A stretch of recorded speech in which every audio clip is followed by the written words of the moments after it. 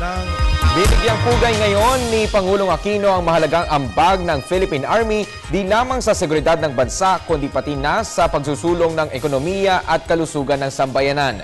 Inihag ito ng Pangulo sa kanyang talumpati sa ika-116 na anibersaryo ng Philippine Army sa Fort Bonifacio. Si Elena Luna nag-uula. Naging maulan ang pagdiriwang na ika-116 na taong anibersaryo ng Philippine Army sa headquarters sa Fort Bonifacio. Ngunit hindi ito naging sagabal para matinag ang hanay ng tropa sa grandstand.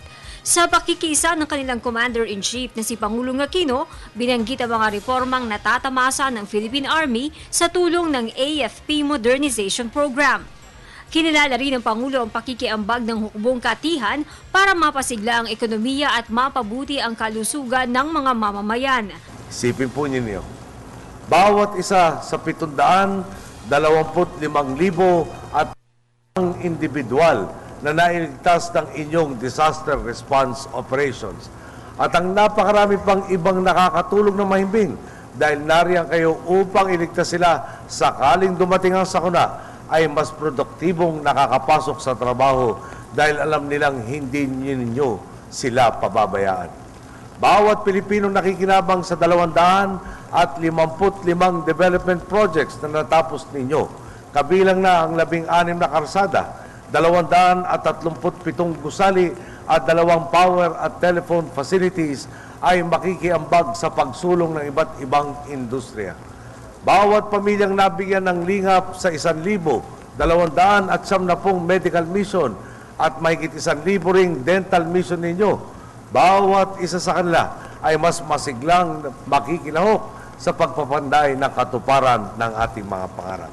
Ang pagkalinga aniya ng mga sundalo ay tinutumbasan din ng gobyerno, yan na lamang ng pagbibigay ng pabahay. Kabilang din po ang hanay ninyo sa 10,000 at 900 kasapi na hukbong sandataan na benepisyaryo ng Phase 1 ng ating AFP-PNP housing program at sa mahigit 14,000 pang benepisyaryo mula sa AFP na nakatala na sa Phase 2 ng programang ito.